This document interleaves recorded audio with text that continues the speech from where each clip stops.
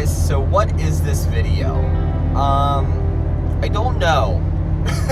To be totally honest, I don't know what this video is. I kind of was thinking about Splatoon 2 ending and Splatoon 3 starting and really wanted to sort of do something with it, you know, and talk about it a little bit, I guess. Thinking back to when I started streaming and kind of wanted to talk about it, if that's cool.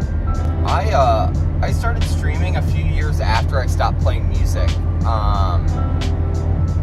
and music was a whole thing. I got signed and put out a record and was playing shows all the time, and I thought that was it. You know, I thought I was set. I thought I had figured it out, and that was going to be my career path, and I was going to make music. And when that all ended, I had no idea what to do with myself. And also, I think I might have been a little like weird about where I was at with music at the time. And so I was like looking for really anything to do, and I'd always loved playing games. I've always loved gaming. It's always been a huge part of my life. When I was a kid, I had like an entire Mario themed bedroom, you know, like I absolutely loved it. And I think I was watching YouTube actually. I was watching like a Markiplier playthrough of maybe Prey. And I was just like, this is awesome. This is fantastic. Maybe I can do something like this. I have some of the gear. And I know about sound a little bit, so maybe I can do something there, you know? I tried that out for a little bit. I just couldn't keep up with the schedule. I was working full time. I just didn't have that sort of, what would you call that? Like, and I'm seeing the word right now, stamina. I just didn't have the stamina at the time. I was very new to it, and this is like a weird side note. If you are like wanting to be a YouTube creator, or you want to stream on Twitch or make TikTok content or any of that stuff, and you are beating yourself up about a schedule, don't do it, man. It's not worth it. It's not worth beating yourself up over not being able to put stuff out on time. Just make things the best you can and put them out as much as you can, and you'll figure it out. That's what happened with me in streaming. I just kept doing it, and then all of a sudden I was like, oh yeah, I can do this 5 days a week, or 6 days, or every day, you know? But just a side note for you guys, in case you need it. So I got on, and but then I found Twitch. I wasn't able to keep up with my schedule on YouTube, but I thought, I want to get on, I want to like entertain people, and Twitch is like, you know, not that it's easier, it's a different thing to get all together, right? Because you're live, and I was like, I can get on there and play for a little bit, you know, at least, until I can figure things out. And I did a stream, and I fell in love with it. I promise we'll get to the Splatoon here in like a little bit. And I was playing a lot of like Dead by Daylight and Overwatch, and I think I did like a playthrough of like Half-Life 1, and even though I only had like 2 people watching at the time, like I fell in love with streaming. It was like my favorite thing in the world. And then I think one day I was playing Breath of the Wild, and people started showing up, and I was like, oh, this is super cool, people are watching. And Breath of the Wild's like one of my favorite games in like the last 10 years. So I was obviously having just an absolute great time with it. Someone had mentioned like, oh, I see you play like Overwatch and stuff like that. Have you ever played Splatoon 2? And I was like, no, you know, I really wasn't super interested in it because I didn't know anything about it. And they're like, well, why don't we play sometime? And I, you know, cool. I had gotten the game like as soon as it came out.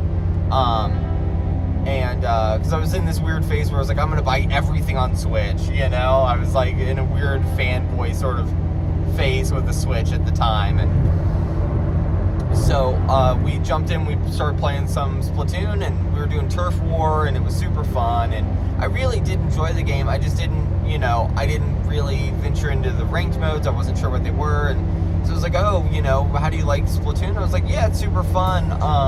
I just, don't know if I'll keep playing it or not. And they're like, oh, you should try ranked, and jumped into ranked. I think I played Splat Zones first, and I fell in love with that mode. I thought that was the coolest thing. I loved the competitive nature. It like ticked all the boxes for me. And then like the next day, I was like, dude, okay, we're gonna grind out until I can be like the top level in the game. I was gonna hit X. I was like super determined about it. I think I was just like playing random stuff. I didn't even have gear. I was just wearing whatever the game gave me. I had no idea what was going on with it. And then one day, we got some viewers in, like Don and Hamrum, and people who have become, like, honestly, I can say, like, probably, like, best friends at this point. Like, everybody in chat, it's so interesting to me, because it's like, I see chat all the time, and truly have become, like, friends and family, It's like a whole side note to Twitch. It's just super cool. But, they came in and started giving me advice on things and what to do and how to improve, and I just remember, like, I'm being stuck in A and S plus and trying my best to get out of it, and it was a super big back and forth for a while. I remember being like, today's the day, no it's not, or like getting really good in one mode and then like really just not, like somehow losing it in another mode, not understanding really like the positioning or what needed to be done to win matches. And but it was so much fun, and that thrill of trying to get to a higher rank and really win and really just improve in the game at all was so much fun.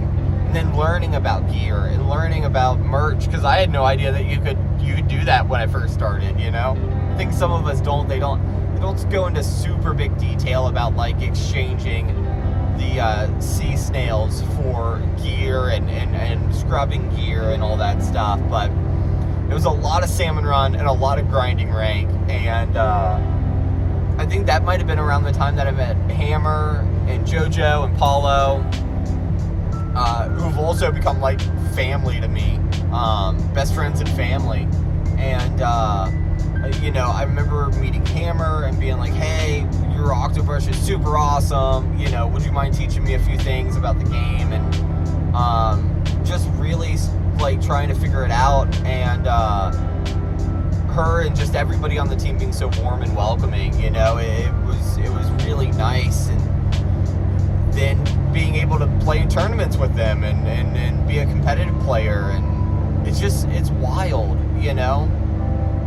And from that point of where I was just like, with music and being super depressed, and to where I am now, it's been a wild journey.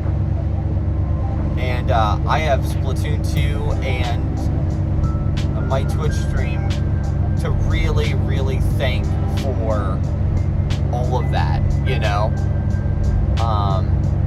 for really getting me out of a weird place in my life and really giving me something to really look forward to, and making me feel like I was entertaining people again. And so I am just like forever grateful for that, and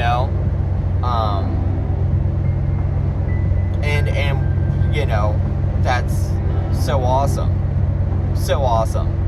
And like I feel like big things are happening, like Splatoon 3's coming out.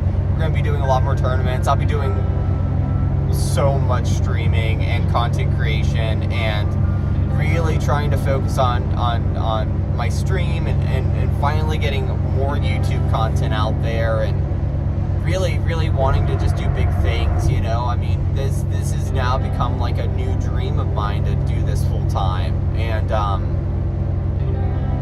I'm so excited about it, and I can't wait. I don't know, I'm like jumbling my words, but I can't wait for Splatoon 3. I can't wait to learn the new weapons. I can't wait to play it with all you guys. It's just gonna be so awesome. And just so excited for it. Maybe when it gets a little darker, I'll show you guys a super cool view from where I'm at.